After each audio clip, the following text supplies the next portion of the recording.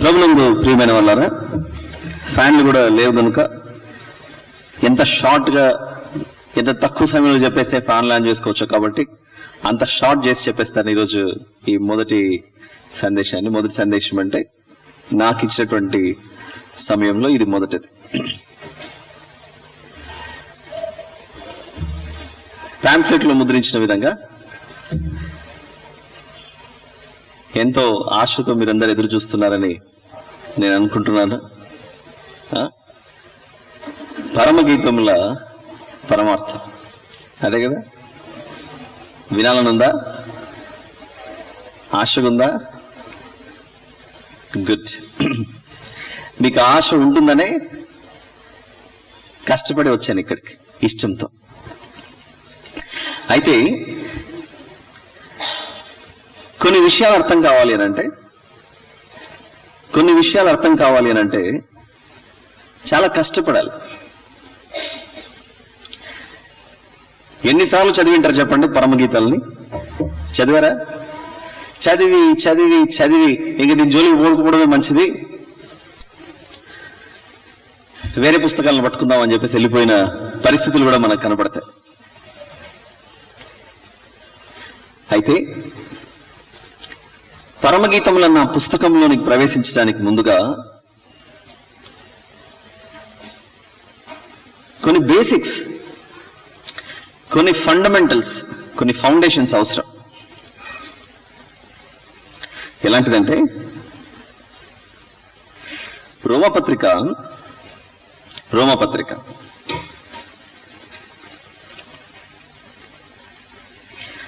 8వ అధ్యాయం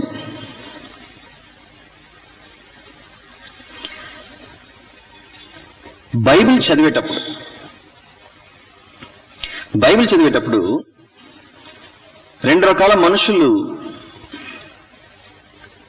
రెండు రకాల ఆలోచనలతో ఆలోచిస్తుంటారు. ఈ మధ్య కాలంలో మనం తినే ఫుడ్, ఆహారం కూడా ఎలా అయిపోయిందంటే, ఇంతకుముందు వాటిని బాగా నీళ్ళలో కడుక్కొని శుభ్రపరిచి ఆ తర్వాత స్టవ్ మీద పెట్టేవాళ్ళం. ఇప్పుడు రోజు రోజుకు కాలం మారి ready to cook, packet open చేయి, వేసి అది వండిపోతుంది. రోజు రోజుకి బైబిల్ని ఆలోచించే పద్ధతి కూడా ఎలా మారుతుందంటే, నేను ఇట్లా చూసిన వెంటనే నాకు అర్థమైపోవాలి, నేను ఇట్లా చదివిన వెంటనే నాకు అర్థమైపోవాలి అన్న ఆలోచనతో మనం చదువుతూ ఉంటాం 24 గంటలు.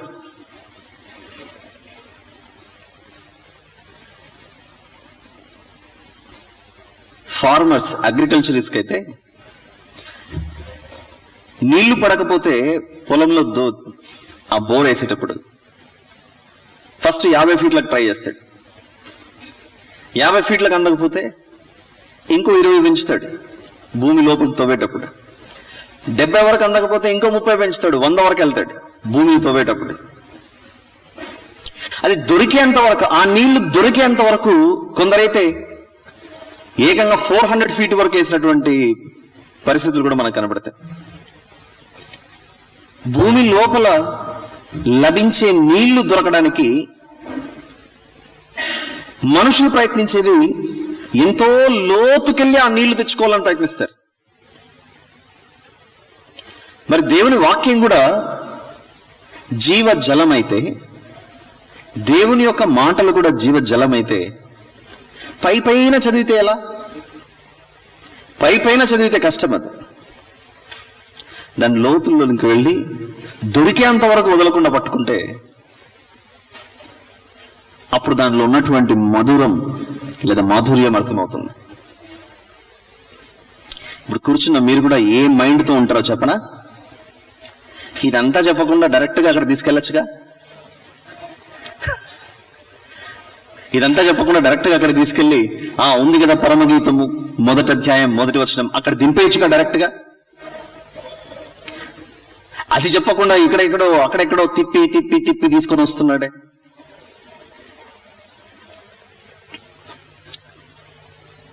మీరు కూడా వేరు ప్రాంతాల నుంచి వచ్చారు. మనం ఎక్కడికి చేరుకోవాలి? చిలుకలూరుపేట ఈ ఫంక్షన్ హాల్కి చేరుకోవాలి. అది మన గమ్యస్థానం. బస్ స్టాండ్ లో బస్సులో కూర్చున్న వెంటనే చిలుకలూరుపేట వచ్చిందా? బస్సులో కూర్చుంటానికి చిలుకూరుపేట వచ్చిందా? రాలేదుగా. ఎన్నో దాటాలి. హైదరాబాద్ అయితే నాకట్పల్లి దాటాలి, నల్గొండ దాటాలి, మిర్యాలగూడ దాటాలి, ఇంకా ఏవేవో వస్తాయి దారిలో. ఏంటి పిడుగురాళ్ళ. అన్ని దాటుకొని వస్తే చేరుకోవాల్సిన చోటు చేరుకుంటాం. అలానే ఒక విషయాన్ని, ఒక సందర్భాన్ని పరిశీలించేటప్పుడు, పరిశోధించేటప్పుడు దాని గమ్యస్థానికి చేరుకోవడానికి తిరగాల్సిందే. తిరిగి తిరిగి తిరిగి అన్ని చోట్లకు తిరిగి అక్కడ చేరుకోవాలి. మనకున్న సమస్య ఏంటంటే చిన్నప్పటి నుండి చందమామ పుస్తకాలు, కథల పుస్తకాలు చదివి చదివి ఇట్లా చదివితేనే అది అర్థమైపోతే, అది చదివితేనే అర్థమైపోతే బాగుంటుందన్న అన్న మైండ్ సెట్ మనలో ఉంటుంది. అది మనకున్న బలహీనత. అది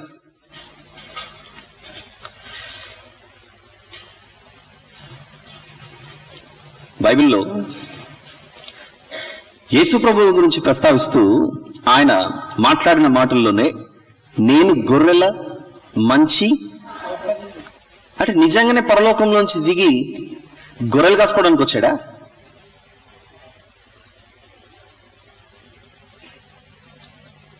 గొర్రెలు కాసుకోవడానికి వచ్చింటే ఆయన రావడాల్సిన అవసరమే లేదు. నిజమా కదా? గొర్రెల మంచి కాపరిని, గొర్రెల మంచి కాపరిని అనడానికి ఆయన చెప్పిన మాటలో అక్కడే యోహాను సువార్తలో తిరిగితే ఎలా?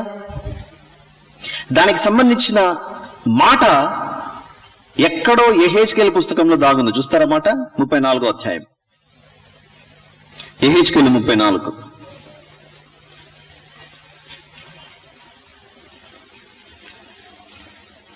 చివరి వచనం చూడండి. యెహెజ్కేలు 34 చివరి వచనం.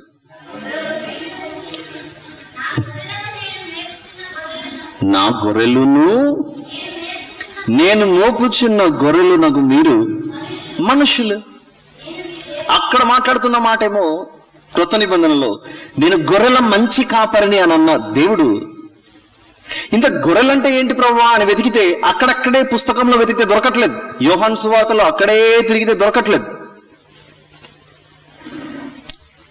66 పుస్తకాల్లో గొర్రెలు అనంటే ఏంటి అని వెతికితే ఆదికాండము నుండి ప్రకటనకు మధ్యలో ఎక్కడో యెహెజ్కేలు 34వ అధ్యాయంలో దాగుంది. అక్కడ చిన్న క్లూ.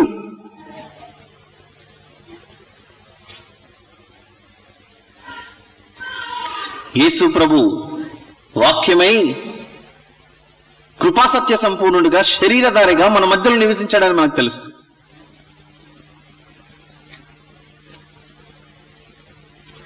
ఆ వాక్యము ఆదికాండం నుంచి ప్రకటన వరకు ప్రతి పుస్తకంలో ఆయన రాసిపెట్టాడు. కానీ రోమపత్రిక మర్చిపోలేదు. మీకు అక్కడ చెప్పాను ఇందాక 8వ అధ్యాయం.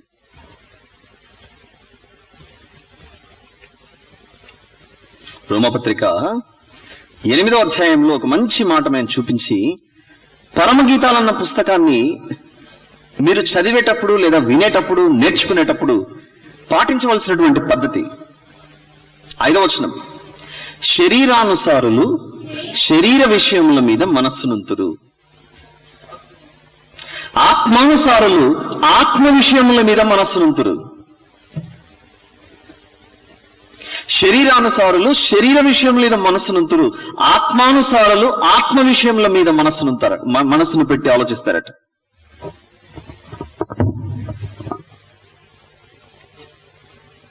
ఒక దాని గురించి చెబితే ఇది నాకు ఎలా కనెక్ట్ అవుతుంది? నిన్ను స్వస్థపరచు యెహోవాను నేనే అన్న మాట ఉంటుంది బైబిల్లో. దీన్ని ఎలా తీసుకోవాలి ఇప్పుడు? నిన్ను స్వస్థపరచు యెహోవాను నేనే అని బైబిల్లో ఉంటే ఇది బాడీకి సంబంధించిందా, ఆత్మకు సంబంధించిందా? ఒక చోట శరీరము కేవలం నిష్ప్రయోజనము, ఆత్మయే. మరి ఈ నిష్ప్రయోజనమైన శరీరాన్ని ఆయన స్వస్థపరిస్తే ఎంత, స్వస్థపరచకపోతే ఎంత?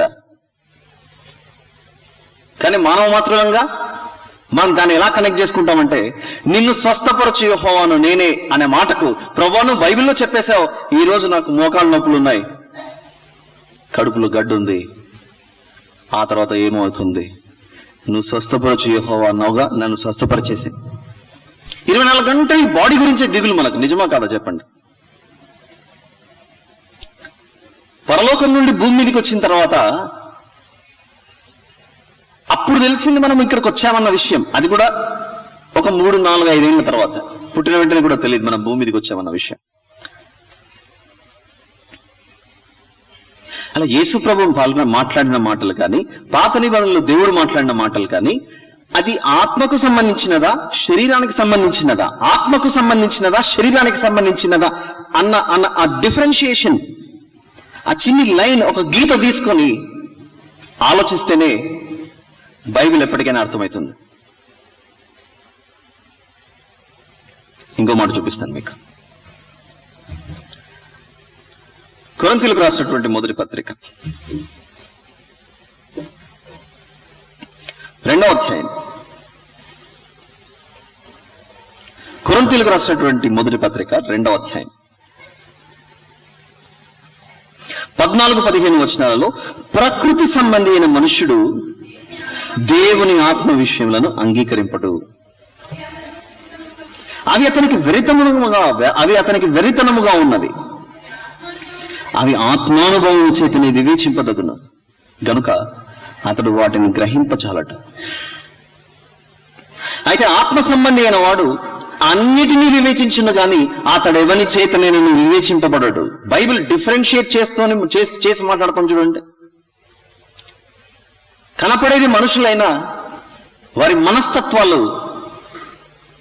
ఒకరు ఆత్మ సంబంధికులుగా ఉంటారట, ఒకరు శరీర సంబంధికులుగా ఉంటారట.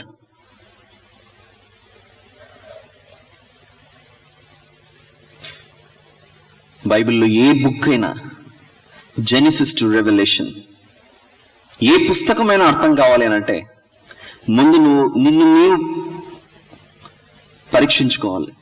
నేను ఆత్మ సంబంధిగా ఉన్నానా, శరీర సంబంధిగా ఉన్నానా? శరీర సంబంధిగా ఉంటే 24 గంటలు శరీరానికి సంబంధించిన ఆలోచనలో పడిపోతూ ఉంటాం మనం. ప్రత్యేకంగా క్రైస్తవులుగా ఉన్న మరొక బలహీనత ఏంటంటే, మనకు ద్రాక్షావల్లిని నేను, తీగలు మీరు అన్న మాట మనకు యోహాను సువార్తలో ఉంటుంది 15వ అధ్యాయం.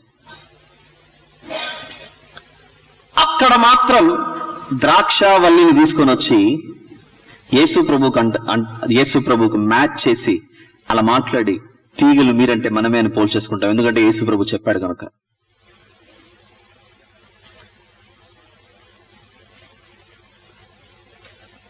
మనం మాట్లాడే మాటలైనా, ఒకరికి బోధించే పద్ధతి అయినా, దేవుడు పుస్తకాల్లో రాసిన మాటలైనా, బైబిల్లో రాయబడిన మాటలు ఒకటి ప్రోస్, ఇంకొకటి పోయట్రీ.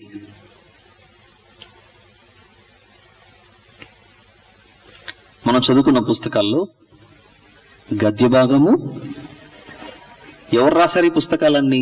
గద్య భాగాలు, పద్య భాగాలు మనుషులు రాశారు. మనం చదువుకున్న పాఠ్య పుస్తకాల్లో పద్య భాగము, గద్య భాగం, పోయట్రీ, ప్రోస్ ఉన్నాయా? ఒక ఇంగ్లీష్ టెక్స్ట్ బుక్ తీసుకుంటే పోయట్రీ ప్లస్ ప్రోస్. తెలుగు పుస్తకం తీసుకుంటే పద్య భాగము, గద్య భాగం.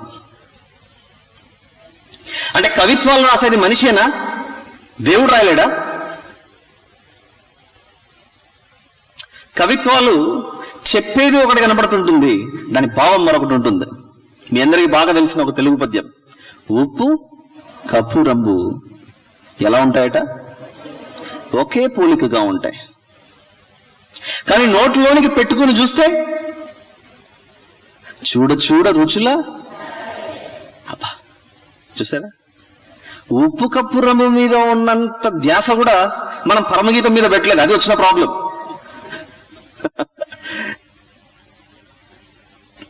షేక్స్పియర్ ఎన్నో పుస్తకాలు రాశాడు. ఆయన షేక్స్పియర్ రాసేటువంటి పుస్తకాల్లో కొన్ని ప్రోజ్ కనపడుతున్నాయి, కొన్ని పోయట్రీ కనపడుతున్నాయి. అలా కనపడితే ద గ్రేట్ షేక్స్పియర్ అని చెప్పేసి మాట్లాడుతున్నాం. అది అర్థం కావడానికి, మీకు సులభంగా బైబిల్ అర్థం కావడానికి ఒక చిన్ని విభజన ఇస్తున్నాను, జాగ్రత్తగా తీసుకుంటే. ఒకసారి విషయ సూచిక లేదా పాఠ్యముల పుస్తకముల నామక్రమము అని పాత నిబంధన క్రొత్త నిబంధన ఇండెక్స్ లోకి వెళ్దాం. ఇండెక్స్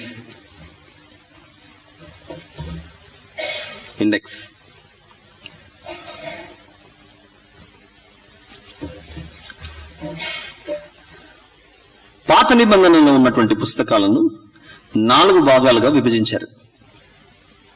అలానే క్రొత్త నిబంధనలో ఉన్న పుస్తకాలను కూడా 4 భాగాలుగా విభజించారు. టోటల్ ఎన్ని పార్ట్స్ ఇప్పుడు బైబిల్? ఇక్కడికి వచ్చిండేది మీరు నేర్చుకొని మీ మైండ్ లో జాగ్రత్తగా పెట్టుకొని ఇంకొకరికి చెప్పాలి.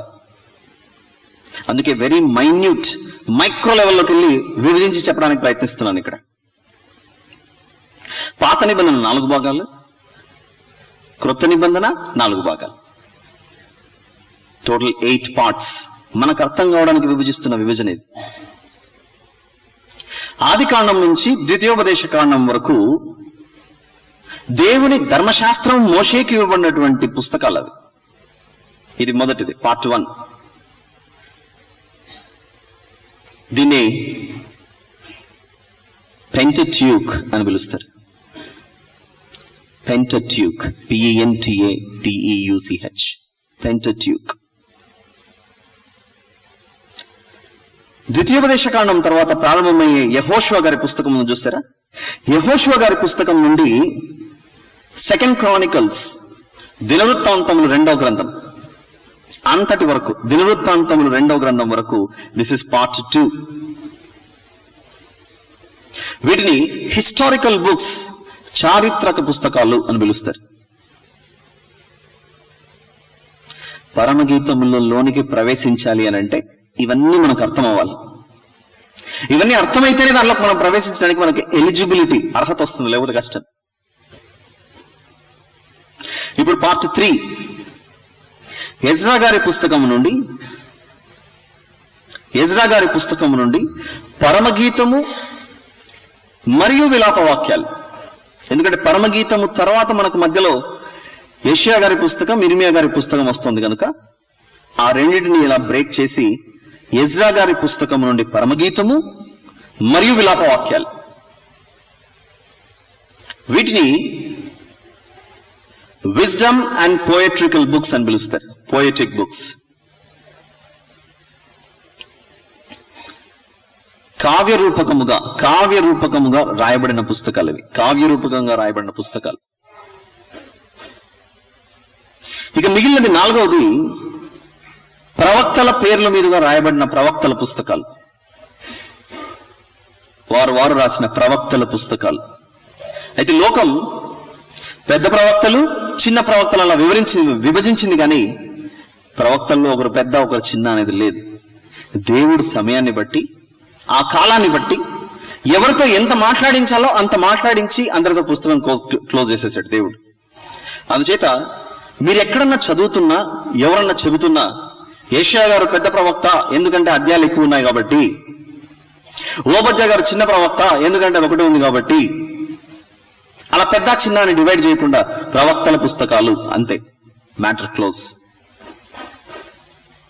ఎన్ని భాగాలు విభజించాం మనం? ఆది కాండం నుంచి ద్వితీయోపదేశ కాండం వరకు పార్ట్ 1, యెహోషువ గారి పుస్తకం నుంచి దినవృత్తాంతం 2వ గ్రంథం వరకు పార్ట్ 2, ఎజ్రా గారి పుస్తకం నుండి పరమగీతము మరియు విలాప వాక్యాలు ఇది పార్ట్ 3. అలానే యెషయా గారి పుస్తకం నుండి మిగిలిన ప్రవక్తల పుస్తకాలన్నీ ప్రాఫెటిక్ బుక్స్, ప్రవక్తల పుస్తకాలు. ఇంతటితో ఓల్డ్ టెస్టిమెంట్ 4 పార్ట్స్ విభజన జరిగిపోయింది. ఇప్పుడు ఒకసారి అలా పేజ్ తిప్పి క్రొత్త నిబంధనలోనికి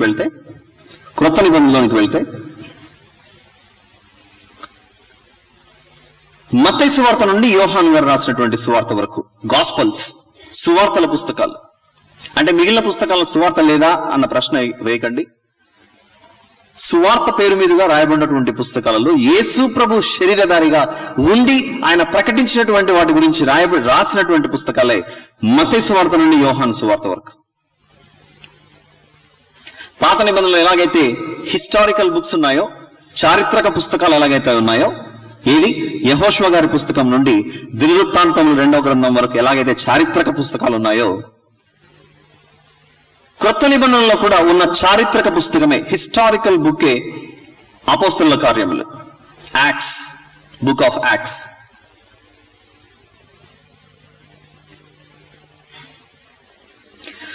ఆ తర్వాత లెటర్స్ టు ఈచ్ చర్చ్, పత్రికలు, ప్రతి ప్రాంతానికి ఆయా ప్రాంతాలలో ఉన్నటువంటి సంఘాలకు రాయబడినటువంటి పత్రికలే. రోమా పత్రిక నుండి మనకు కనబడుతుంది యూదా గారు రాసినటువంటి పత్రిక వరకు. That is part 3 in new testament. క్రొత్త నిబంధనలో అది పార్ట్ 3. ఇక చివరిగా ఉన్నటువంటి ప్రకటన గ్రంథమే దిస్ ఇస్ ఎ ప్రాఫెసీ, ప్రవచన గ్రంథం. అంటే మిగిలిన పుస్తకాలు ఏషియా గారు కానీ ఇర్మియా గారు కానీ అవి ప్రవచన పుస్తకాలు కాదా అంటే మనకు అర్థం కావడానికి విభజిస్తున్న విభజన. మళ్ళీ చెప్తున్నాను, ఇది మొత్తం ఎన్నైనా ఇప్పటికీ 8. Old testament 4, new testament 4. పాత నిబంధన 4, క్రొత్త నిబంధన 4. అయితే ఇందులో రాయబడినటువంటి మాటలు ఈ పరిశుద్ధ గ్రంథాన్ని, దాని యొక్క సారాంశం మొత్తం ఆలోచిస్తే అణువణువున దేవుని ప్రేమ కనపడుతూనే ఉంటుంది. ఎప్పటికీ దేవుని ప్రేమ కనపడుతూనే ఉంటుంది. అందుకే మనం పాటలు రాసుకున్నాం కొన్ని. ఈ గ్రంథం దేవుని ప్రేమ లేఖ, ఈ గ్రంథం దేవుని ప్రేమ లేఖ అని రాసుకున్నాం.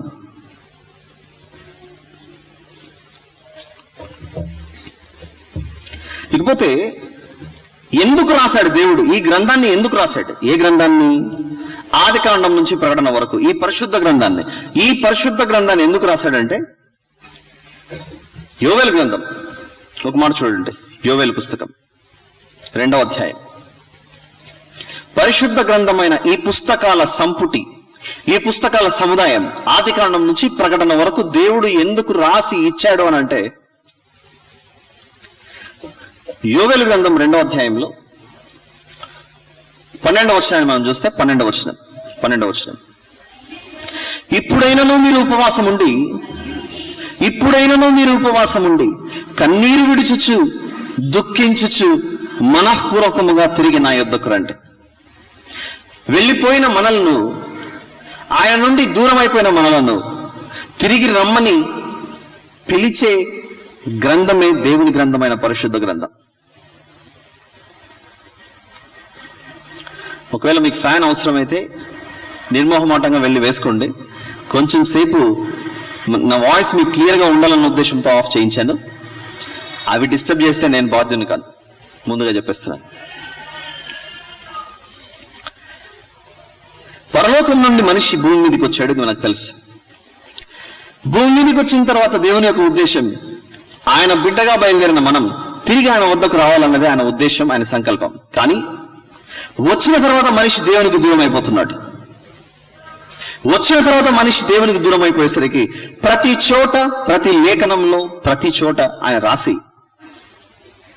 మీరు నా వద్దకు రావాల్సిందే, రాకపోతే మీకు మంచిది కాదు. ఫస్ట్ ప్రేమకు పిలుస్తున్నాడు. చూడండి ఎలా ఉంది యోవేలు గ్రంథం 2:12లో, ఇప్పుడైనను మీరు ఉపవాసం ఉండి కన్నీరు విడుచుచు దుఃఖించుచు మనఃపూర్వకముగా నా యొద్దకు రండి. ఆయన నేచర్ ఎలాంటిదంటే, దేవుడు అవలంబించే పద్ధతి ఎలాంటిదంటే,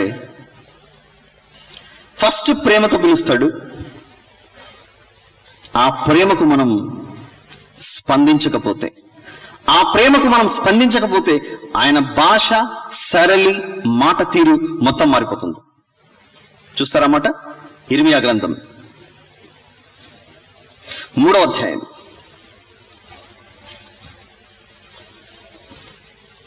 ఇర్మియా గ్రంథం 3:14. ఇర్మియా గ్రంథం 3:14 అక్కడ ప్రేమతో పిలిచాడు. యోవేలు గ్రంథంలో ఇప్పుడైనా మీరు ఉపవాసం ఉండి తిరిగి రండి అని అక్కడ పిలిచాడు. ఆ తర్వాత ఆయన రూట్ మారుస్తున్నాడు. అడ్జెక్టివ్ యూజ్ చేశాడు చూడండి. పిల్లలారా తిరిగి రండి అని అంటే బాగుంటుండే. ఆ మాట అనలేదు అక్కడ. ఆ మాట అనక భ్రష్టులకు పిల్లలారా తిరిగి రండి. అక్కడికి ఆపలేదు దేవుడు. అదే అధ్యాయం అలా కిందికి వస్తే, అదే అధ్యాయం కిందికి వస్తే మీకు మరొక చోట 22వ వచనంలో భ్రష్టులైన, అక్కడ పైన పిల్లలారా అన్నాడు, ఇక్కడికి వచ్చిన తర్వాత మన గ్రేట్నెస్ అది.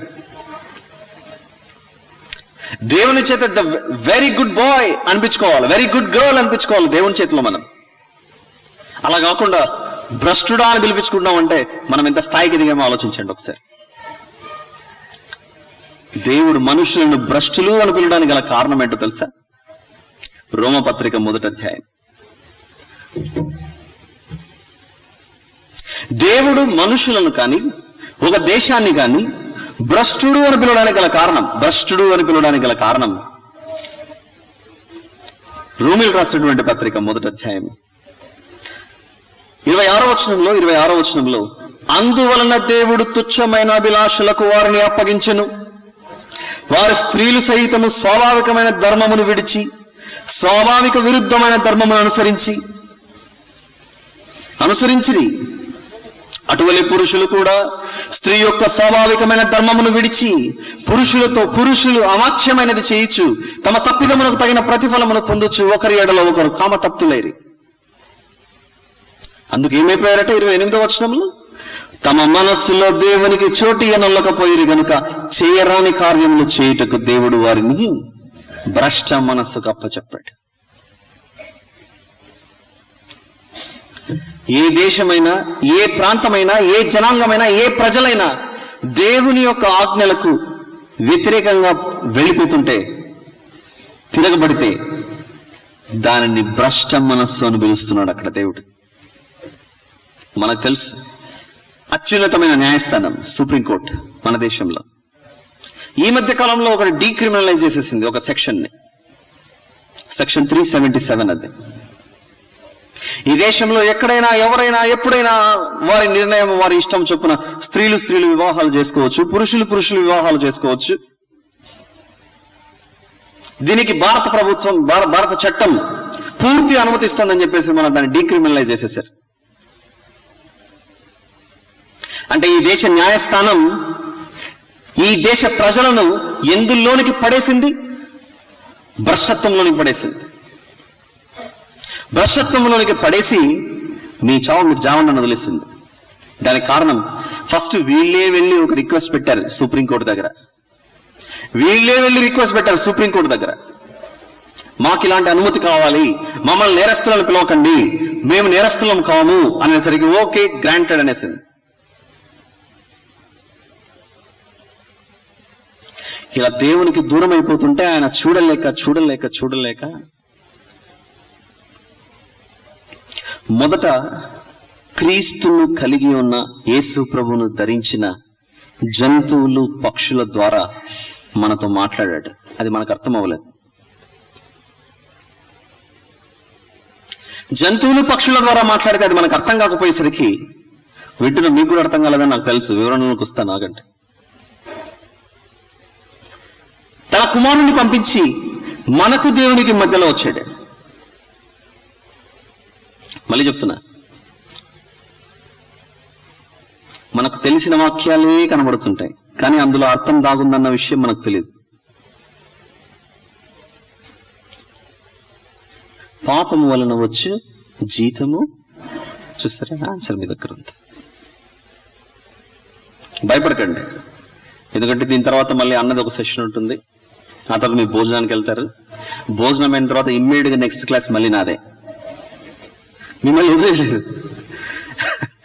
ఈ వారం రోజులు, ఈ 6 రోజులు.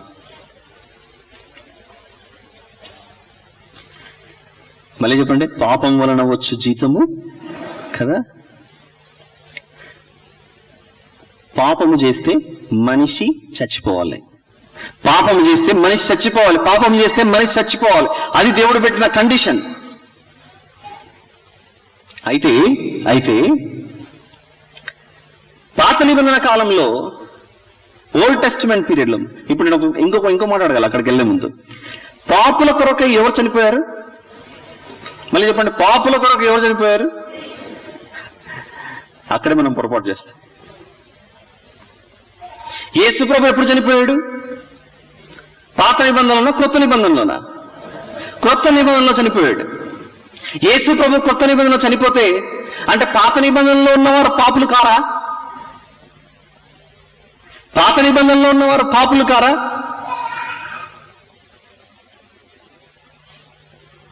యేసు ప్రభు క్రొత్త నిబంధనలో చనిపోతే, పాపుల కొరగా యేసు ప్రభు చనిపోతే, మరి పాత నిబంధనలో ఉన్న మనుషులు పాపులు కారా? వాళ్ళు నీతిమంతులా? అందుకే దేవుడు ఏం చేశాడంటే పాత నిబంధనల్లో పాపుల కొరకై పాప పరిహారార్థ బలి అన్నదాన్ని ప్రవేశపెట్టాడు. పాప పరిహారార్థ బలి. లేవ్యాకాండం 4వ అధ్యాయం చెప్పేది అదే. లేవ్యాకాండం 4వ అధ్యాయంలో చెప్పేది అదే, పాప పరిహారార్థ బలి.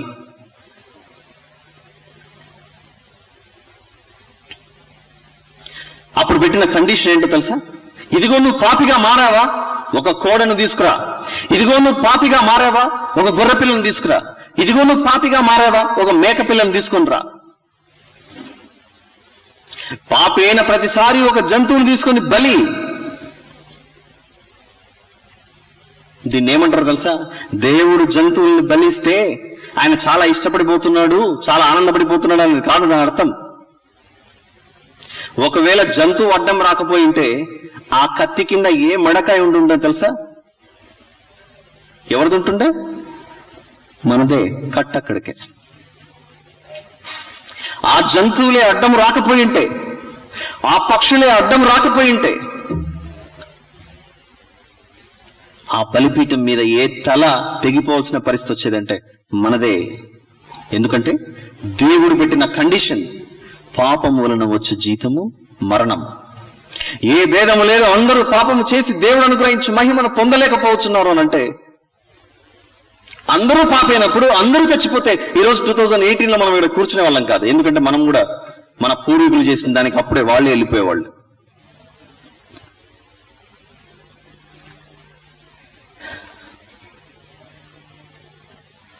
ఇంకొక ప్రశ్న, పిల్లలకు పెద్దల మీద ఎక్కువ ప్రేమ ఉంటుందా, పెద్దవాళ్లకు పిల్లల మీద ప్రేమ ఎక్కువ ఉంటుందా? పెద్దవాళ్ళకి పిల్లల మీద ప్రేమ ఎక్కువ ఉంటుంది, అంటే వయసులో పెద్దవాళ్ళకి.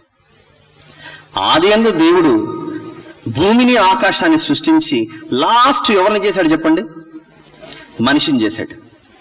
అంటే జంతువులు, పక్షులు, సముద్ర జీవరాశి అంతా అయిపోయిన తర్వాత లాస్ట్ లో మనిషి వచ్చాడు. ఇప్పుడు వయస్సుతో పోల్చుకొని చూద్దాం. వయస్సులో పోల్చుకొని చూడడం అంటే ఈ వరుస క్రమంలో ఫస్ట్ జంతువులు పుట్టాయా, మనిషి పుట్టాడా? వరుస క్రమంలో ఆలోచిస్తే ఫస్ట్ జంతువే వచ్చాడు. అంటే వయస్సులో మనకంటే ముందొచ్చినవి ఏంటి? ఈ జంతువులు, పక్షులే. రా నిన్ను తీసుకొని వెళ్ళి బలి ఇవ్వాలన్నప్పుడు ఈ జంతువులు వెంటనే పరిగెత్తుకొని వచ్చి పాత నిబంధనలో, ఇదిగో నీవు మనిషిని చేస్తుండగా మేము పక్కనే నిలబడ్డాం. మట్టి బొమ్మను చేసి వాటికి జీవవాయువును ఊదగా నరుడు జీవాత్మ అయిన అన్నటువంటి వాక్యం నువ్వు పలుకుతున్నప్పుడు మేము పక్కనే నిలబడ్డాం. వాళ్ళెంతైనా నీ బిడ్డలు. వాళ్ళకి తెలీదు పాపం చేస్తున్నారన్న విషయం, వారికి తెలీదు.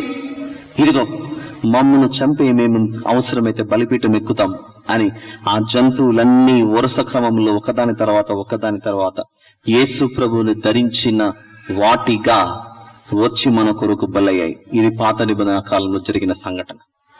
మీరే ఆలోచించండి.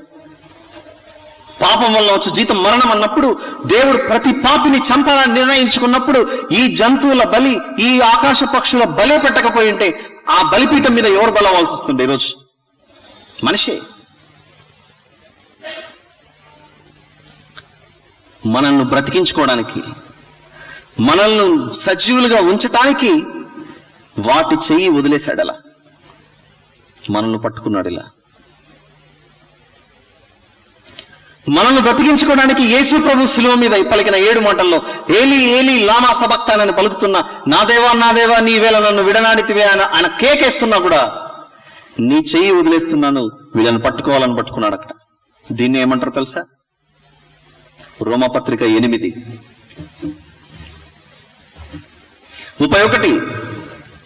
రోమపత్రిక 8:31. ఇట్లుండగా ఏమందుము? దేవుడు మన పక్షములనుండగా అన్నది చూడండి. ఇట్లుండగా ఏమందును దేవుడు మన పక్షములనుండగా అంటే మనల్ని బ్రతికించుకోవడానికి వాటి చేయి వదిలేశాడు, వాటిని చంపుకున్నాడు. యేసు ప్రభు చేయి వదిలేశాడు, శిలువ మీద బలి అప్పజెప్పేశాడు. అక్కడ ఎన్నోసార్లు చూసింటాం, దేవుడు మన పక్షములనుండగా అంటే దేవుడు మన పక్షాన చేరి మన అప్పులు తీరుస్తున్నాడు, ఉద్యోగాలు ఇస్తున్నాడు అని కాదు మీనింగ్. అది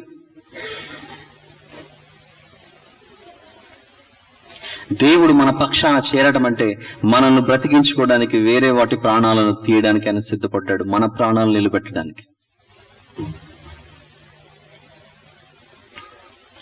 చెప్పాల్సింది పరమగీతం కదా,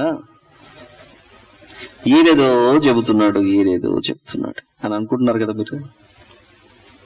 మీరు అనుకుంటారని కూడా నాకు తెలుసు. అయితే మళ్ళీ విషయ సూచికకు రండి. విషయ సూచిక పుస్తకాల క్రమం.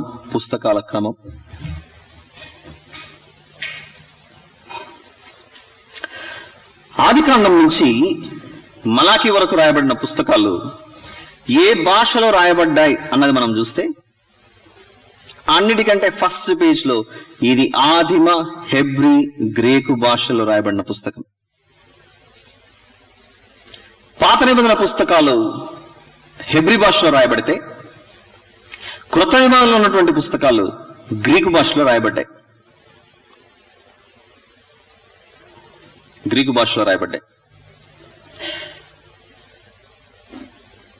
కానీ మనందరికీ బాగా తెలిసిన చరిత్ర, ఇశ్రాయేలీయులను అష్షూరు వాళ్ళు తీసుకెళ్లిపోయారు. వారు అష్షూరు చెరలోనికి వెళ్ళిపోయారు. క్రీస్తు పూర్వం 722లో యేసు ప్రభు యొక్క జననం జరగకముందు. అలానే కొద్ది రోజుల తర్వాత యూదులు కూడా చెరలోనికి వెళ్ళిపోతారు. వెళ్ళిపోయిన వారు కొందరు తిరిగి వచ్చారు, కొందరు తిరిగి రాలేదు.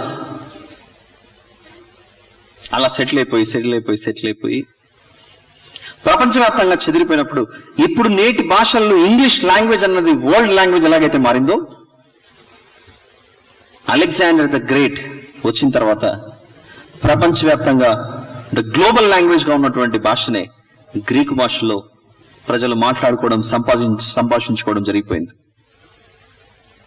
అప్పుడు ఏమనుకున్నారంటే, ఒక 70 మంది కలిసి దేవుని ధర్మశాస్త్రం హెబ్రీ భాషలో ఉంది, ఇప్పుడు చదవడానికి మనుషులు లేరు, మాట్లాడే మనుషులు లేరు, అందరూ మాట్లాడేది గ్రీకు భాష కనుక ఈ గ్రీకులోనికి ఈ హెబ్రీ భాషలో రాయబడిన పాత నిబంధన పుస్తకాలను మారుద్దామని చెప్పి ఈజిప్ట్ దేశంలో ఒక మీటింగ్ లాగా పెట్టుకున్నారు. క్రీస్తు పూర్వం 250 అంటే 3వ సెంచరీలో, 3rd సెంచరీలో ఆ 70 మంది కలిసి హెబ్రీ భాషలో రాయబడినటువంటి ఈ పాత నిబంధన పుస్తకాలను గ్రీకులోనికి తర్జుమా చేశారు. మళ్ళీ చెప్తున్నాను, పరమగీతం పుస్తకం అర్థం కావాలంటే ఇవన్నీ చిన్న ఇంట్రొడక్షన్ అవసరం. ఆ పాత నిబంధనలో రాయబడిన అన్ని పుస్తకాలను 70 మంది 70 పీపుల్ కలిసి దీన్ని ట్రాన్స్లేట్ చేశారు హెబ్రీ నుండి గ్రీకులోనికి. ఈజిప్ట్లో, ఐగుప్తు దేశంలో కూర్చొని దాన్ని ఏమని పిలిచారంటే, ఆ సెట్ ని ట్రాన్స్లేట్ చేయబడిన ఆ సెట్ ని సెప్టువాజింట్ అని పిలిచారు. సెప్టువాజింట్.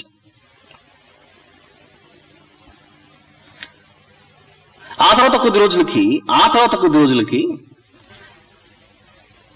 ఒక బిషప్, అంటే క్రొత్త నిబంధనలో యేసు ప్రభు ఇంకా రాని కాలంలో ఈ సెప్టువాజింట్ ని ఈ గ్రీకు భాషలో రాయబడిన దాన్ని అందరూ చదువుకోవడం ప్రారంభించారు. అలా చదవడం ప్రారంభించిన తర్వాత ఒకరి తర్వాత ఇదేదో వస్తుంది, ఏదో జరగబోతుంది, ఏదో రాబోతుంది అన్న పెద్ద సస్పెన్స్ నడిచింది ఆ కాలంలో.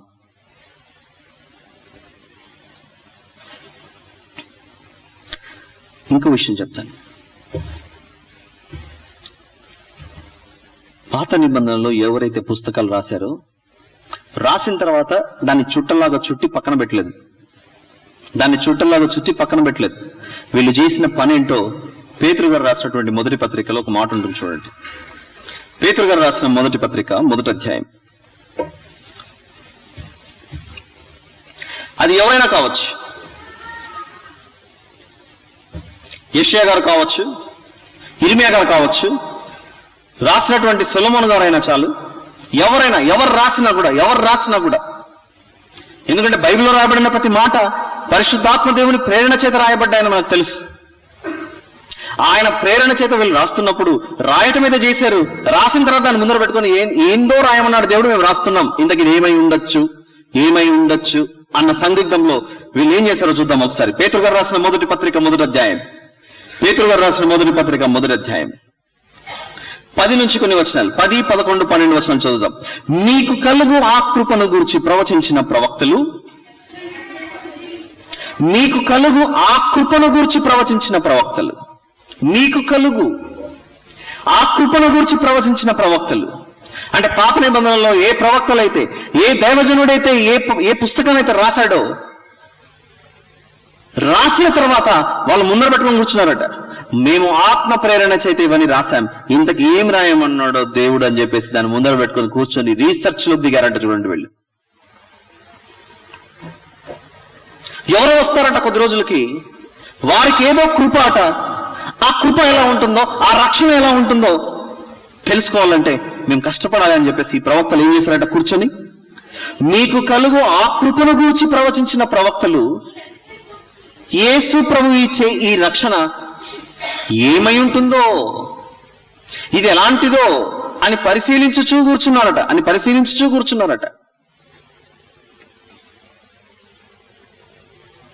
ఒక చిన్ని పరిశీలన ఎగ్జాంపుల్ చెప్తాను మీకు.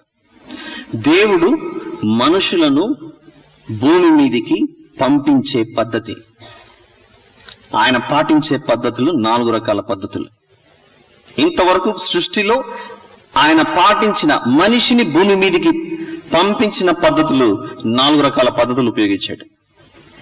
మొదటిది, మట్టి బొమ్మను చేశాడు, గాలిని ఊదాడు, మనిషి నరుడుగా మారాడు. ఆ మట్టి బొమ్మ నరుడుగా మారింది. ఇది టైప్ 1. ఒక బొమ్మను చేసి ఆ బొమ్మకు గాలి ఊదగా నరుడు జీవాత్మ అయిన. ఇది మొదటి రకం, దేవుడు మనిషిని భూమి మీదకి పంపించింది. నంబర్ 2, పురుషునికి మంచి గాఢ నిద్ర కలుగజేసి ఆ పురుషుల్లో నుండి ఒక ఎముక బయటికి తీసి ఆ ఎముకను ఒక స్త్రీగా మార్చాడు. ఇది టైప్ 2.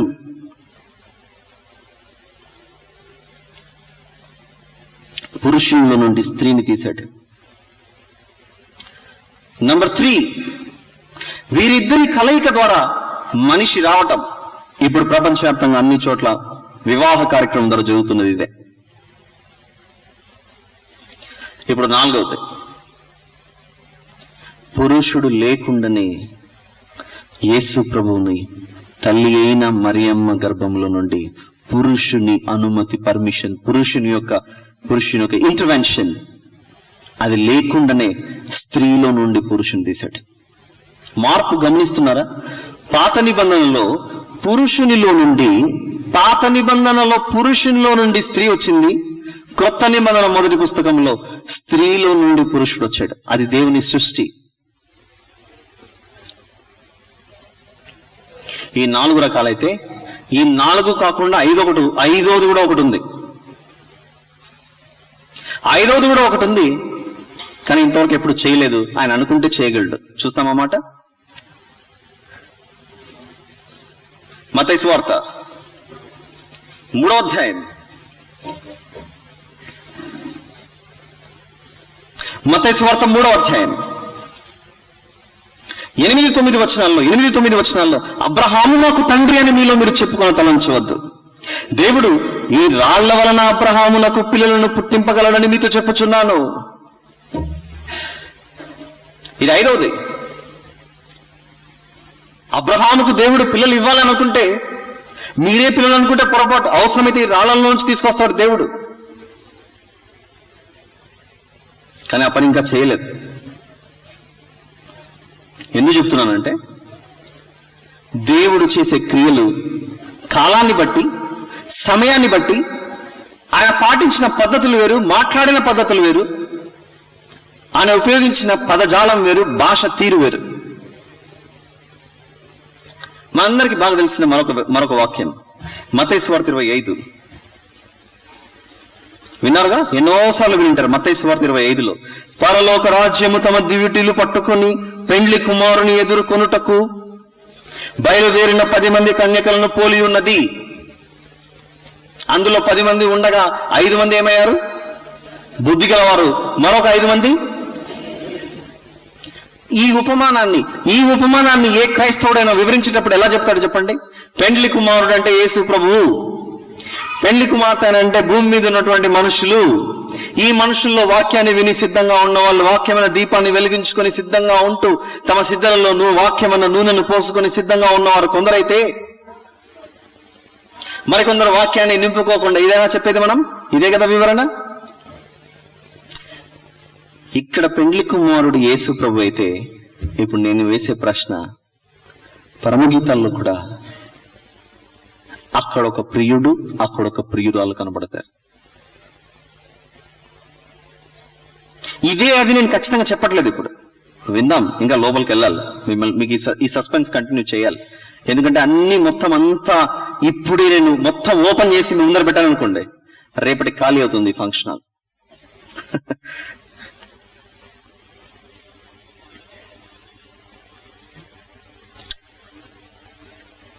ఇంకో మాట ఒకసారి ప్రకటన గ్రంథం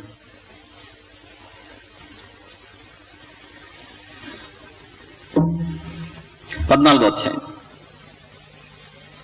గీతము అని అంటే ఏంటి? పాట, సాంగ్.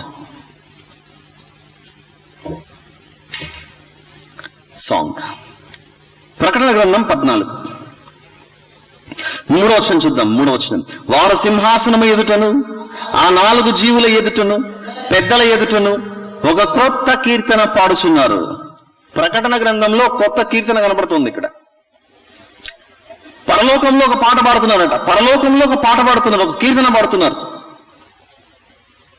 ఇది ఏం పాట, ఏ సాంగ్ అయి ఉండొచ్చు అని వెంటనే మన క్వశ్చన్ వస్తుంది. ఇప్పుడు ఇలానే ఇంకొంచెం ముందుకెళ్తే 15వ అధ్యాయంలో కూడా, 15వ అధ్యాయం 4వ వచనం చివరి భాగం చూద్దాం.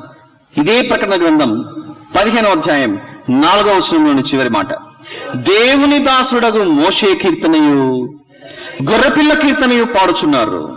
మనకి యెహోవా నా బలమా తెలుసు, నడిపించినానమా తెలుసు, యేసుతో టీవీగా పోదమా అన్న పాట తెలుసు. ఇలా చెప్పుకుంటూ పోతే పరమా జీవము నాకివ్వా అన్నటువంటి పాటలు మనకు తెలుసు.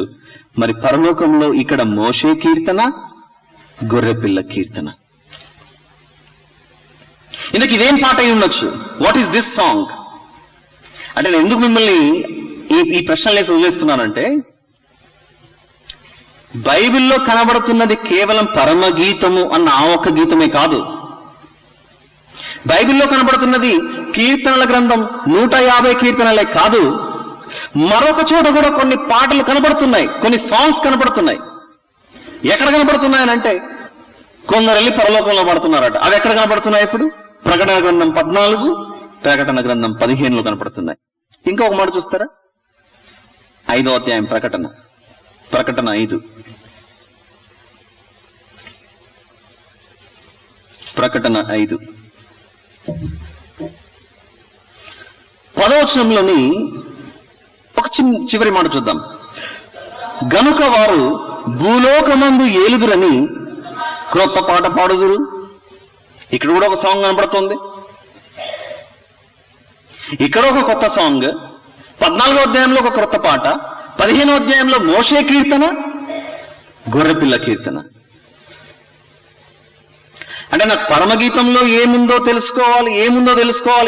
తెలుసుకోవాల్సిన ఆలోచించే మనం, నువ్వు దాన్ని తెలుసుకోవాలన్న ఆసక్తి ఎలాగైతే ఉందో, మిగిలిన చోట కూడా కొన్ని పాటలు కనబడుతున్నాయి, మిగిలిన చోట కూడా కొన్ని కీర్తనలు కనబడుతున్నాయి.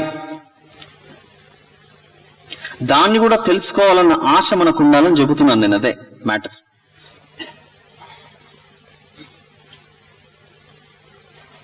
చూద్దామా ఇంకా కొన్ని?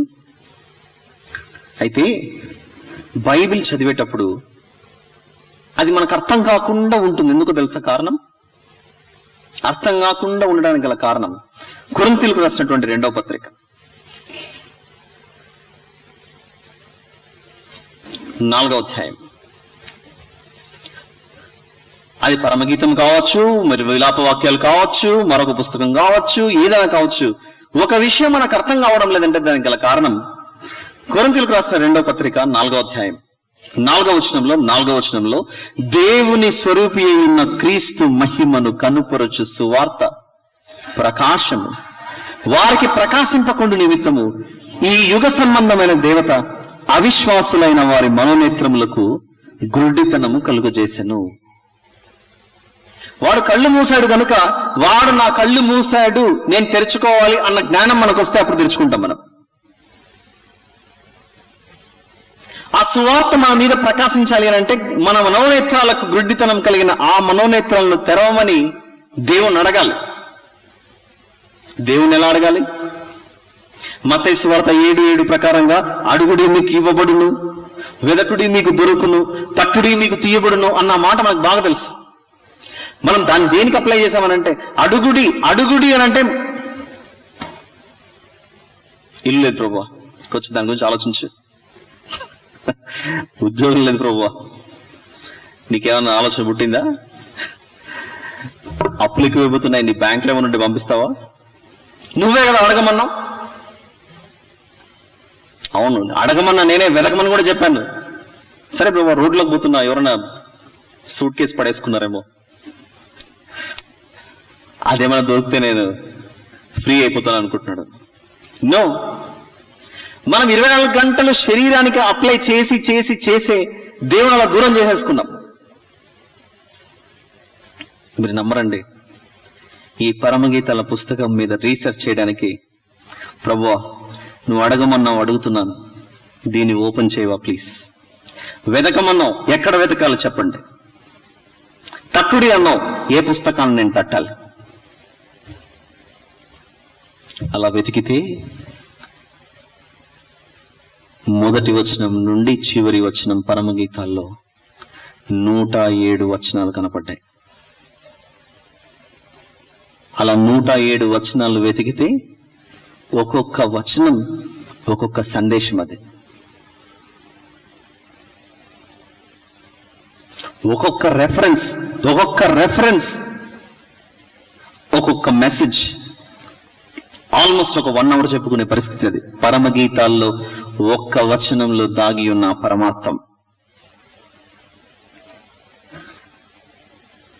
అది ఎలా స్టార్ట్ అవుతుందో తెలుసా? సొలొమోను రచించిన పరమగీతం అని ఉంటుంది మొదటి వచనంలో. ఎంటర్ అయ్యాను అనుకోకండి, ఇంకా ఎంటర్ కాలేదు, అస్సలు కాదు. మీకు మళ్ళీ చెప్తున్నాను, ఇప్పుడు నేను ఎంటర్ అవ్వాలి అని నేను నిర్ణయించుకోలేదు. ఎందుకంటే భోంచేసి కడుపు నిండా చక్కగా మీరు నిద్రపోయేటప్పుడు చెప్తాను. ఇది నిద్రపోయేటప్పుడు చెప్తా. ఎందుకంటే అందులో ప్రియుడు ప్రియురాలు, ఎక్కడ చూడు ప్రియుడు ప్రియురాలే ఉంటుంది. ఆ వివరణ మీరు వింటుంటే మీరు అలా తేలిపోతుంటే నేను చూడకూడదా? మీరు అలా తేలిపోతుంటే, ఎందులో అలా నిద్రలో తేలిపోతుంటే, అప్పుడు నేను మీ కొరకు ఒక వాక్యాన్ని తీసి మీ చెవిలో ఊదాలి. ఏ వాక్యం ఊదుతానో తెలుసా? యోనా పుస్తకం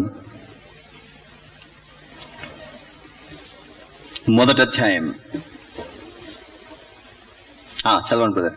6వ వచనంలో ఒక మాట, మధ్యాహ్నం భోజనం తర్వాత కూర్చొని మీరు నిద్రపోవడం నేను చూడాలా? అప్పుడు మీ గుండెల్లోనికి దూరే బుల్లెట్ ఇదే, ఓయి నిద్రపోతా, నీకేం వచ్చినది? లేచి నీ దేవుని ప్రార్థించుము. పరమగీతం నువ్వు వినకుండా అలానే ఉంటే చచ్చిపోతావు.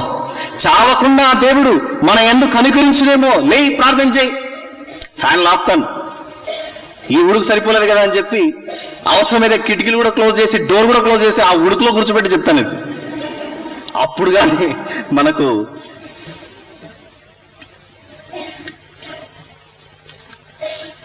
ఒక్కొక్క వచనం నేర్చుకోవడానికి. మీకు తెలుసు, నేను జాబ్ కూడా చేస్తున్నాను, మీకు తెలుసు. ఉదయం ఆఫీస్కి 8 గంటలకు వెళ్తే రాత్రి 10:30, 11కి వచ్చేవాడిని. వచ్చిన తర్వాత మళ్ళీ ఒక 4-5 గంటలు అర్ధరాత్రి వరకు 2 ఒక్కొక్కసారి కూర్చుని ప్రతి వచనంలో దేవుడు ఏం పెట్టాడు. ఒక డైమండ్ దొరికితే, ఒక వజ్రం దొరికితే దాన్ని శాస్త్రవేత్తలు ఎలా పరిశీలిస్తారు? ఇది క్రీస్తు పూర్వం నాటిదా, క్రీస్తు శకం నాటిదా? ఒకవేళ క్రీస్తు పూర్వం నాటిదైతే అది ఎంతకాలం నాటిది, ఒకవేళ క్రీస్తు శకం నాటిదైతే ఎంతకాలం నాటిది, ఎలా అయితే పరిశోధిస్తారో అలా ప్రతి వచనాన్ని అందులో ఉన్నటువంటి తీగ లాగి లాగి లాగి ఎందులో నుంచి బయటకు వస్తుందో దాని గురించి చేసిన రీసెర్చ్ అంతా ఇంత కాదు. ఎందుకొరకు? నీకు తెలియచేయటానికి, నేను నేర్చుకోవడానికి. అలా నేర్చుకున్న మనమంతా ఎక్కడికి వెళ్ళాలి? ఆ దేవుని ఔన్నత్యాన్ని చాటి చెప్పాలి, ఆ దేవుని గొప్పతనాన్ని వివరించి తెలియచేయాలి. సాతానుడు వాడు లాక్కుని వెళ్ళిపోతుంటే, మన మనోనేత్రాల గుడ్డితనం కలగజేస్తుంటే ఆ అంధకారంలో ఉన్నవారిని బయటికి లాగాలి. అది మన బాధ్యత. మన కొరకు సకల సంపదలను విడిచిపెట్టి మట్టి మీద అడుగుపెట్టిన మహాగణుని, మహానుభావుని ఆ పాదం నేలకు తగిలింది అని అంటే మనం ఏమిస్తే ఆ దేవునికి రుణం తీసుకోగలం చెప్పండి? సకల వైభవాలను, ఆ సింహాసనాన్ని వదిలిపెట్టి మన వద్దకు వచ్చి మనం పోగొట్టుకోకూడదని. అసలు యేసు ప్రభు భూమి మీదకి రావడం అంటే అది అంత చిన్న విషయం కాదు. అందరూ పాపం చేసి చచ్చిపోతుంటే నేను వెళ్తాను, వీళ్ళని కాపాడుతానని దిగాడు అక్కడ.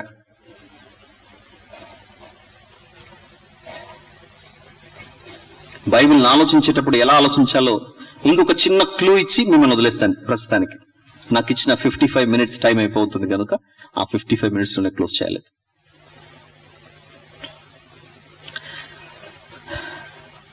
ఆదియందు దేవుడు భూమిని, ఆకాశాన్ని సృజించాడు.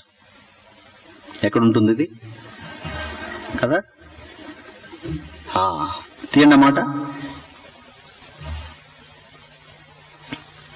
భూమి నిరాకారముగాను శూన్యముగాను ఉండెను, చీకటి అగాధ జలము పైన కమ్మి ఉండెను, దేవుని ఆత్మ జలము పైన అల్లాడుచుండెను. అప్పుడు దేవుడు ఏమన్నాడంటే, వెలుగు కమ్మని పలుకగా వెలుగు కలిగెను. అక్కడ యేసు ప్రభువు లేదా క్రీస్తు అన్న మాట ఏమైనా రాస్తుందా? ఉందా? కనబడుతుంది అక్కడ? కానీ నాకు కనబడుతుంది. అది మీకు కనబడట్లేదు, నాకు కనబడుతుంది. అదే సమస్య వచ్చింది ఇప్పుడు.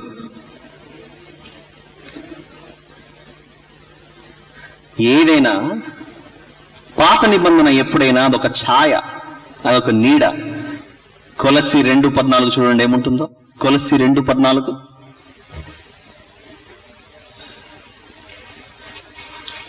కొలస్సీ 2:14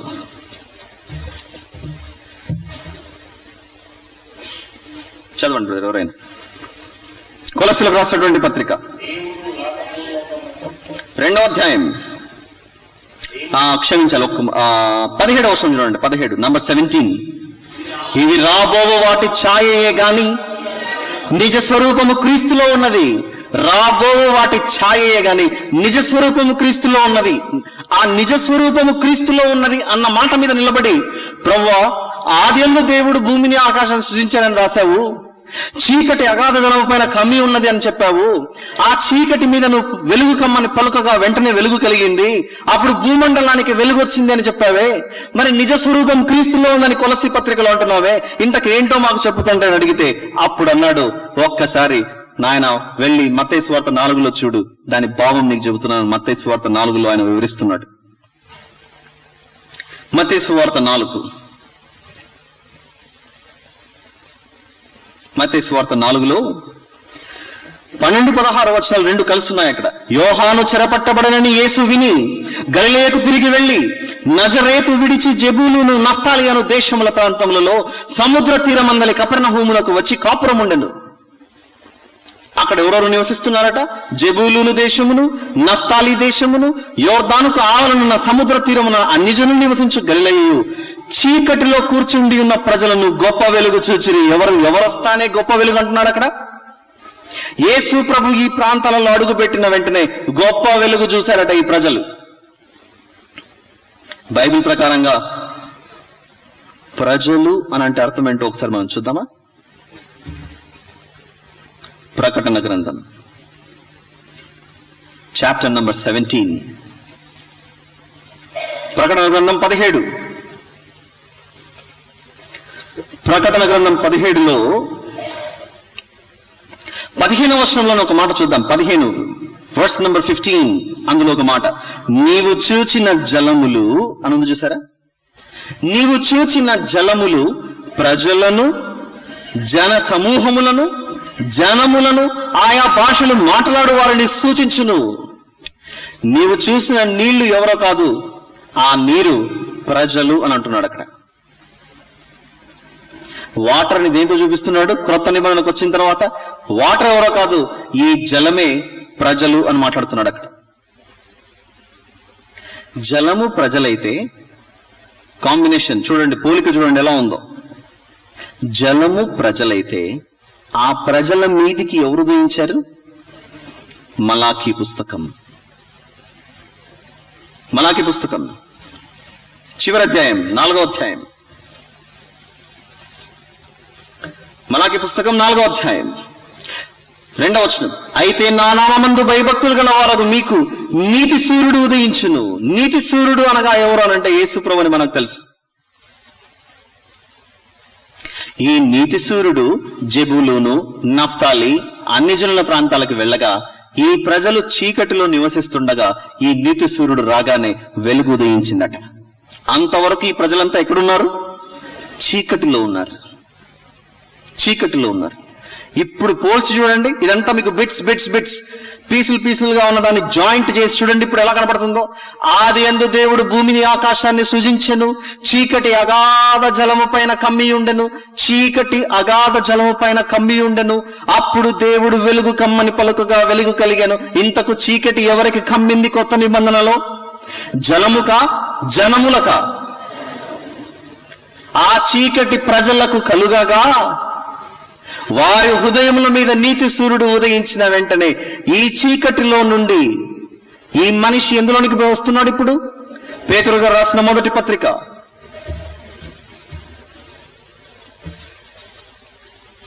2వ అధ్యాయం. పేతురు గారు రాసిన మొదటి పత్రిక 2:9, మీరు చీకటిలో నుండి, ఏంటా చీకటి? పాపమన్న చీకటిలో నుండి ఆశ్చర్యకరమైన తన వెలుగులోనికి మిమ్మల్ని పిలిచిన వాని గుణాతిశయములను ప్రచురము చేయు నిమిత్తము మీరు ఏమై ఉన్నారంటే ఏర్పరచబడిన వంశం, ఏర్పరచబడిన రాజులు, ఏర్పరచబడిన యాజకులు, పరిశుద్ధ జనం, దేవుని సొత్తైన ప్రజలు. అక్కడ చూపించింది పాత నిబంధనలో, ఇదిగో చీకటి జలము పైన కమ్మి ఉంది అని చెప్పాడంతే. అందులో లోపల దాగి ఉన్న అర్థం లోతుల్లోనికి వెళ్ళి చూస్తే, ప్రభువా జలం అంటే ఏంటి అంటే జలం అంటే ప్రజలని చెబుతున్నాడు. ఉదయించిన వెలుగు ఎవరనంటే నీతి సూర్యుడు అని చెబుతున్నాడు అక్కడ. ఒప్పుకుంటారా ఈ విషయానికి? లేదండి మా మీద చీకటి కమ్మలేదని అంటే నువ్వు నిజంగా ఇక్కడ ఈ ప్రాబ్లం ఉన్నట్లు. ఇప్పుడు ఆ చీకటిలో నుంచి బయటికి లాగటానికే వెలుగై ఉన్న యేసు ప్రభు వచ్చాడు. అది కూడా ఎలా ఉందట? అగాధ జలము పైన కమ్మి ఉందట. మన పరిస్థితులు కూడా అంతే. నీ కొరకు యేసు ప్రభు వచ్చాడు, రక్షణలోనికి రా అని చెబితే వస్తాడా? రాడు. వాడి హృదయంలోనికి దేవుని వాక్యం ఎలా వెళ్ళాలి? దేవుని వాక్యం ఎలా వెళ్ళాలో ఒకసారి హెబ్రీయులకు రాసినటువంటి పత్రిక 4, హెబ్రీయులకు రాసినటువంటి పత్రిక 4 12వ వచనం, దేవుని వాక్యము సజీవమై బలము గలదై రెండంచులు గల ఎటువంటి ఖడ్గము కంటెను వాడిగా ఉండి ప్రాణాత్మలను, కీళ్లను, మూలుగను విభజించినంత మట్టుకు దూరుచు హృదయం యొక్క తలంపులను, ఆలోచనలను శోధించి ఆ తర్వాత నీకు మనస్సులో ఆ వెలుగును ప్రకాశింపచేయగా అప్పుడు నీకు ఉదయం జరిగి ఆ వెలుగు జరిగి, అవును నేను చీకటిలో ఉన్నాను, బయటికి రావాలి, అప్పుడు నీకు తలంపు పుడుతుంది. ఎన్నిసార్లు వెళ్ళే చెప్పండి, నీ బాప్తిస్మానికి ముందుగా, నువ్వు బాప్తిస్మం తీసుకునే ముందుగా సేవకులు నీకు ఎన్నిసార్లు చెప్పింటారు చెప్పండి? రండి నాయన యేసు ప్రభు పిలుస్తున్నాడు అంటే ఒక మాటలో వస్తారా? 100 సార్లు చెప్పాలి. 100 సార్లు చెప్పిన మనిషి రాకపోతే అప్పుడు ఎప్పుడో ఒక చిన్న వాక్యం తగిలి వాడి హృదయంలో లోపలికి వెళ్ళి గుచ్చి లాస్ట్కు ఇంకా నేను మారకపోతే మంచిది కాదని ఆ చీకటిలో నుండి, ఆ అంధకారంలో నుండి అప్పుడు బయటకు వస్తావు. నువ్వు అంతవరకు రావు బయటికి. ఒకప్పుడు భూమి మీద ఎలాగైతే అగాధ జలము పైన చీకటి కమ్మి ఉందో, నీ హృదయం అన్న ఆ పలకం మీద, ఆ బండం మీద, రాయి మీద అలాంటి చీకటిలోనికి నువ్వు వెళ్ళిపోగా యేసు ప్రభు ఉదయించి ఆ అగాధమైన ఆ చీకటిలో నుండి నిన్ను బయటికి లాగాడు. అది క్రొత్త నిబంధనకు పాత నిబంధనకు ఉన్న పోలిక. నిజస్వరూపం క్రీస్తులో ఉందట. నిజస్వరూపం క్రీస్తులో ఉంది.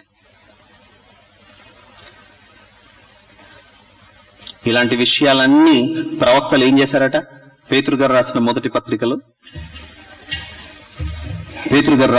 పత్రిక మొదటి అధ్యాయంలో ఏం చేస్తున్నారట? వాళ్ళు పుస్తకాలు రాసి భద్రంగా బాక్స్ లో పెట్టి పెట్టెలో పెట్టి భద్రపరచలేదు.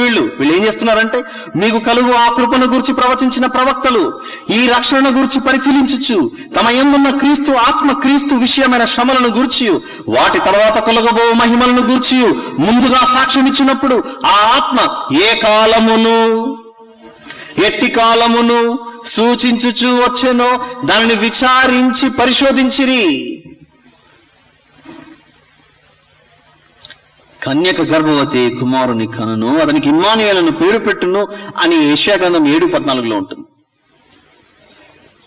అది రాసిన యెషయా గారు భూమి మీద మనుషులు పుట్టడం ఇన్నే పద్ధతులుగా నాకు తెలిసినవి 3 పద్ధతులు అప్పటికి యెషయా గారి కాలానికి. ఒకటి ఆదామును సృష్టించడం, ఆదాము గారిలో నుండి స్త్రీ రావటం, ఈ కలయిక వల్ల మరొకరు రావటం. దేవుడేంటి కన్యక కుమారుణ్ణి కంటుందంటున్నాడేంటి? ఇదేంటి విచిత్రం? ఆ మాట పెట్టుకుని కూర్చొని ఎట్టి కాలములను ఏముంది అక్కడ? యెషయా గారు కూర్చొని ఏం పరిశీలిస్తున్నారట? అది ఏ కాలమును ఎట్టి కాలమును సూచించుచూ వచ్చెనో దాన్ని విచారించి పరిశోధించిరి అట. ఇది ఎప్పుడు జరుగుతుందో, దేవుడు నాతో ఎప్పుడు మాట్లాడతాడో, ఈ విషయాన్ని నాకు ఎప్పుడు బయలుపరుస్తాడో, అక్కడ కాకుండా దేవుడు యెషయా మొద్దున చిగురు పుట్టును అని రాసిపెట్టాడు. అక్కడ యెషయా ఎప్పుడో చనిపోయాడు, దావీదు కూడా ఎప్పుడో చనిపోయాడు, ఆ తర్వాత చిగురు పుట్టడం ఏంటి? ఇలాంటి మాటలు యెషయా గ్రంథంలో ఆయన రాస్తూ ఫస్ట్ అయితే నువ్వు రాసాయి, పరిశుద్ధాత్మ ప్రేరణ చేత నిన్ను రాయమని చెబుతున్నప్పుడు నువ్వు రాసిన తర్వాత ఎంతసేపు రీసెర్చ్ చేస్తావో చేసుకో. అలా ప్రవక్తలందరూ రాసినటువంటి మాటలు కూర్చొని రీసెర్చ్ చేస్తూనే ఉన్నారు. అప్పుడు వాళ్ళు, ప్రభువా మాకు అర్థమైంది, ఒక రక్షకుడు వస్తున్నాడు అన్న విషయం మాకు అర్థమైంది, మాకు చూసే అవకాశం దక్కుతుందా ప్లీజ్? పరలోకం నుండి నీ కుమారుడు వస్తున్నాడు అన్న విషయం మాకు అర్థమైంది పుస్తకాలు చదువుతుంటే. అయితే మేము చూడలేమే, ఎవరో రాబోయే తరాల్లో మా పిల్లలు చూస్తారని చెబుతున్నావే, కానీ మాకు చూసే అవకాశం ఇస్తావా ప్లీజ్, మాకు చూసే అవకాశం ఇస్తావా అని అందరూ అడిగారు. కానీ నేను మీకు కనపడే అవకాశం లేదు, వారికే కనపడతాను, కాలము సంపూర్ణమైనప్పుడు కనపడతాను. ఒక వ్యక్తికి మాత్రం దేవుడు నో అనకుండా యేసు ప్రభువును అలా చూపించాడు పాత నిబంధనలో. చూద్దామా మాట? యోహాను సువార్త. నీతిమంతులకు భక్తులకు యేసు ప్రభువును చూడాలనే ఆశ ఆ పాత నిబంధనలో కలిగినప్పుడు యేసు ప్రభు అందరికీ కనపడకపోయినా ఒక వ్యక్తి దగ్గరికి వచ్చి కనపడి వెళ్ళిపోయాడట. చూద్దామా మాట? 8వ అధ్యాయం యోహాను సువార్త 8:56. నీ తండ్రి అయిన అబ్రహాము నా దినము చూతునని మిగుల ఆనందించెను. అది చూచి అప్పుడు నెక్స్ట్ వాళ్ళు వేసిన ప్రశ్న, నీ వయసు ఇంత కూడా లేదే, మా తండ్రి అయిన అబ్రహామును చూసితివా అంటే, అబ్రహాము పుట్టక మునిపే నేను ఉన్నానని మాట్లాడుతున్నాడు కింద. అక్కడ అంటే ఈ ప్రవక్తలు కానీ, విశ్వాసులకు తండ్రి కానీ, నీతిమంతులు కానీ, నేను ఎప్పుడు చూడాలి నా ప్రభువుని నేను ఎప్పుడు చూడాలి, ఆయన నేను ఎప్పుడు పొందుకోవాలని ఎదురు చూస్తున్నప్పుడు ఫస్ట్ అయితే నువ్వు రాయి అని వారితో పుస్తకాలు రాయించాడు. కానీ వాళ్ళు రాస్తుండగా వారికి ఆశ పుట్టిందట, కోరిక పుట్టిందట, ఆ రక్షకుని మేము ఎప్పుడు చూడాలి, మాకు చూసే అవకాశం దొరుకుతుందా అన్నప్పుడు. మీకు రాయడం వరకు మాత్రమే, వెళ్ళి ప్రవచనాలు చెప్పడం వరకు మాత్రమే మీ బాధ్యత. కానీ లోకమంతటికి వాగ్దాన పుత్రులు తీసుకురావాలంటే విశ్వాసులకు తండ్రిగా ఉన్నటువంటి అబ్రహాముకు మాత్రం యేసు ప్రభు వచ్చి కనపడి వెళ్ళిపోయాడట. ఆనాటి కాలంలో యేసు ప్రభును చూడాలి అన్న ఆశ ఎలాగైతే ఉందో, నేటి కాలంలో మనకు యేసు ప్రభును చూడాలన్న ఆశ మనకు లేదా? ఉందా లేదా? ఉందిగా. అయితే ఈ యేసు ప్రభు, మన ప్రభు పరమగీతాలలో ఎక్కడ కనబడతాడో ఎదురు చూస్తూ ఉండండి, వేచి చూస్తూ ఉండండి. తర్వాత క్లాస్లో మళ్ళీ తెలుసుకుందాం, ప్రార్థన చేసుకుందాం. ప్రేమ కలిగిన మా తండ్రి, కృప కలిగిన మా దేవా, ఇంకా ఎన్నో విషయాలు మేము తెలుసుకోవాలి. ఇది కేవలం పరిచయం మాత్రమే, ఉపోద్ఘాతం మాత్రమే. ఇంకా తెలుసుకోవాల్సినవి చాలా ఉన్నాయి కనుక మాకు నేర్పించండి. మీ పాదముల చెంత మమ్మను మేము సమర్పించుకొని సాష్టాంగ నమస్కారం చేసి అడుగుతున్నాం. మీ సహాయము, మీ ఆత్మ నడిపింపు లేకపోతే ఈ పరలోకపు మర్మములను తెలుసుకుని మీ మార్గంలోకి రావటం మా తరం కాదు, మా వీలు కాదు. మీరే సహాయం చేయమని ప్రార్థిస్తూ, విన్న వాక్యం వృధా కాకుండా ఫలింప చేయమని మా ప్రభును ప్రియరక్షకుడైన యేసు ప్రభు వారి పేరటి ప్రార్థన అడిగి వేడుకుంటున్నాం తండ్రి. ఆమేన్. Thank you very much.